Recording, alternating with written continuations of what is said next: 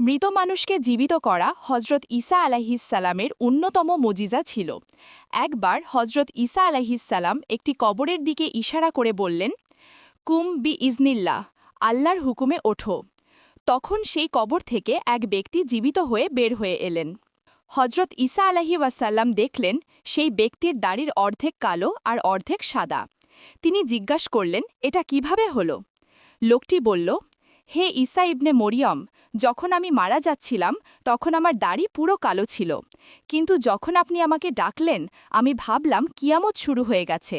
কিয়ামতের ভয়ে আমার দাড়ির অর্ধেক সাদা হয়ে গেছে। তারপর সেই ব্যক্তি একটি ঘটনা বর্ণনা করে বলল, আমি যখন মারা গিয়েছিলাম তখন আমাকে একটি জায়গায় নিয়ে যাওয়া হলো। আমি পানি দেখলাম, মনে হলো আগে একটু অজু করে 2 রাকাত নফল নামাজ পড়ে নিই। আমি যখন অজু করতে গেলাম তখন এক সুন্দরী মেয়ে আমার হাত ধরে বলল, এখানে নামাজ হয় না। আমি হাত ছাড়ানোর চেষ্টা করলে তার হাতে থাকা মুক্তার হাড় ছিঁড়ে মাটিতে পড়ে যায়। মেয়েটি বলল, আমার হাতটা ঠিক করে দাও। সে হাতটির এক মাথা ধরে আর আমি আরেক মাথা ধরে তা গাঁথতে লাগলাম।